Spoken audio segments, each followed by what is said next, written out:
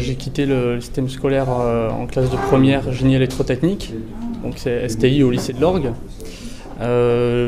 Donc j'ai arrêté parce que le système scolaire ne me convenait plus. C'est le système scolaire, pour moi, hein, c'est un rail qu'il faut suivre, et avec un parcours, avec un contenu déjà défini, et les profs ils sont peu enclins à dévier de ce parcours-là. Et moi j'avais un besoin d'autonomie, d'apprendre par moi-même, donc de me concentrer sur ce qui m'intéressait vraiment. Alors moi avant j'apprenais grâce aux livres, et puis Internet a bouleversé ma façon d'apprendre, notamment avec les moteurs de recherche, Google, un outil super. Les tutoriels, surtout YouTube, hein, les vidéos en ligne, les sites de tutoriels, Site du Zéro, qui est une excellente plateforme. C'est une formation où on apprend beaucoup via la technologie, donc par ordinateur. On se sert de vidéoprojecteurs et je trouve ça plus pratique parce que comme ça, vu que c'est sur un écran, les gens ils sont beaucoup plus intéressés. Ça oblige tout le monde à regarder. Comme les jeunes, écrire, ça leur plaît plus trop. Surtout ici, c'est des gens qui sont généralement en décrochage scolaire. Ça les aide beaucoup parce que comme ça, ils sont plus captivés par quelque chose qui est en interaction avec nous. Voilà, on n'est pas dans un univers où chacun est dans son monde sur sa feuille en train d'écrire. Au moins, voilà, on peut tous intervenir. Et moi, je trouve ça super parce que c'est vrai que c'est beaucoup plus intéressant pour nous. Vu qu'il y a pas mal d'ordinateurs ici, on peut chacun aller sur un ordinateur et avancer à notre rythme, regarder ce qui nous concerne nous. Donc voilà, on peut... Par exemple, moi qui suis dans la vente et que j'ai choisi la vente, je vais regarder des choses sur la vente, découvrir des choses sur la vente à mon rythme, et j'aurai pas besoin de suivre avec les autres. Moi, quand j'étais à Mayotte, j'ai terminé mon CAP sur les 2 ans. Et puis là, je cherchais un stage ou une formation ou un travail. Mais bon, comme c'était difficile, je me suis pas arrêté, mais j'ai trouvé un logiciel, Adobe Photoshop. Et c'est là où j'ai cherché les tutoriels, j'allais sur Internet, on me donnait des tutoriels, j'apprenais de nouvelles techniques, voilà, pour après m'améliorer et avancer dans ce domaine de créativité, de multimédia, dans l'informatique. Les jeunes ont un petit peu la pratique des médias spontanés, bien plus qu'une personne déjà avancée en âge qui reprendrait une formation, puisque eux, on leur a plutôt donné un clavier qu'un stylo entre les mains, en fait, depuis tout petit. Tout le monde n'apprend pas à la même vitesse et de la même façon, donc on utilisera des médias complètement différents en fonction des personnes.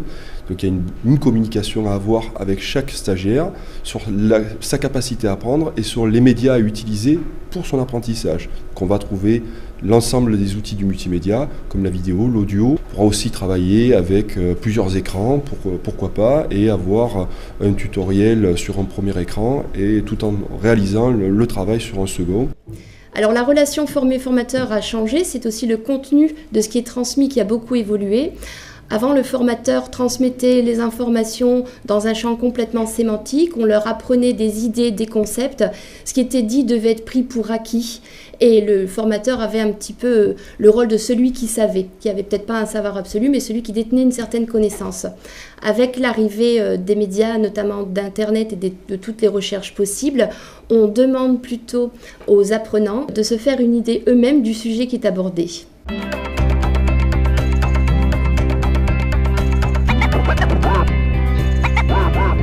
J'ai cherché formation informatique PACA. Je suis tombé sur le site de mode. Donc je me suis renseigné par rapport aux formations avec les documents qui étaient fournis sur le site, et aussi d'autres documents sur des forums par exemple, où il y a des anciens stagiaires qui postent des avis ou qui postent ce que contient la formation, où ça mène, et surtout si c'est pas trop dépassé. Je vérifie bien que cette formation elle soit pas obsolète, elle soit vraiment d'actualité. Alors la formation, j'essaie de chercher encore une fois de la recherche, le site de la structure qui dispense la formation, et avec encore une fois avec de la chance, s'il y a un forum qui parle de cette formation, essayer de chercher s'il n'y a pas d'anciens stagiaires qui auraient émis leur avis ou montrer le contenu de la formation carrément sur un forum, afin de leur demander de plus d'informations ou autre. Aujourd'hui, être formateur, c'est avant tout composer avec Internet, puisqu'il faut évidemment créer une plus-value en tant que formateur entre ce que peuvent découvrir par eux-mêmes les stagiaires dans leur quotidien, dans leur démarche de recherche sur Internet. Donc il faut Il faut savoir utiliser Internet et surtout sélectionner les données et les recouper de manière la plus logique possible et la plus intéressante, et toujours dans le bénéfice du stagiaire, de manière individualisée. J'ai des professeurs qui m'aident et qui me font faire des exercices et des vidéos, comme par exemple, là tout à l'heure, je vais avoir un casque, comme ça je serai en individualisé. Et on en a beaucoup par ordinateur parce qu'on a aussi ici un module qui s'appelle le CEDOP, qui consiste à nous aider à trouver un métier, et on a pas mal de questionnaires comme ça sur Internet qui nous cernent un peu pour savoir comment notre univers professionnel, comment on est nous, et ça nous aide beaucoup à trouver notre métier.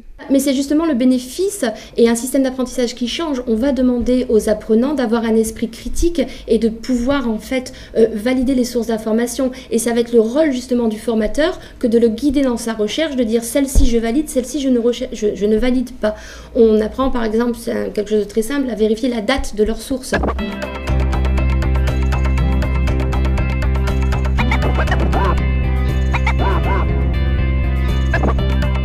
Il y a un aspect ludique qui, dans l'accès à l'information qui est très intéressant auprès des jeunes et qu'il faut utiliser. Donc on pourrait apprendre par exemple de manière totalement ludique grâce au Serious Game sur certains sujets. Il y a certains points dans cette formation par exemple que je fais où on n'est pas forcément obligé d'être ici parce que c'est vraiment logiciel, où il n'y a pas forcément besoin d'avoir du matériel. Donc oui, on pourrait suivre ça sur Skype ou sur Internet ou avec des vidéos qu'on nous envoie, comme font beaucoup d'ailleurs. Il y a beaucoup de formations sur Internet et qui ne nécessitent pas de se déplacer vu qu'ils nous envoient tout. Et moi, ça ne me dérange pas d'apprendre tout seul. Ça ne me dérange pas d'apprendre tout seul, d'être chez moi. Et bon, après, il faut sortir aussi parce que sinon, on n'a plus de vie. Mais ça ne me dérange pas d'être seul et ça me passionne. Donc forcément, faut être motivé pour apprendre tout seul parce que bon, on n'a pas quelqu'un qui nous surveille pour l'assiduité, c'est un peu à notre rythme, un peu comme on veut. Donc s'il n'y a pas de motivation derrière, souvent ça tombe à l'eau.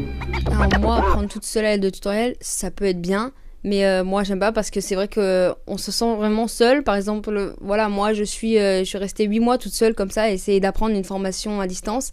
C'est très difficile parce qu'on est tout seul. Là au moins on a des accompagnateurs, la plupart du temps c'est personnel, ils nous prennent à part, donc voilà, on a un accompagnement, on n'est pas tout seul, et ça c'est très important pour des jeunes comme nous qui sont en décrochage scolaire. Ce qui est angoissant en fait ou stressant dans une rencontre notamment professionnelle, c'est le manque d'informations où on sait pas ce qu'on attend de nous en fait, où on n'en est pas sûr. Avec l'outil Internet, on peut se préparer à la rencontre, on peut préparer notre discours, cibler au mieux nos attentes et mieux affronter le jour fatidique.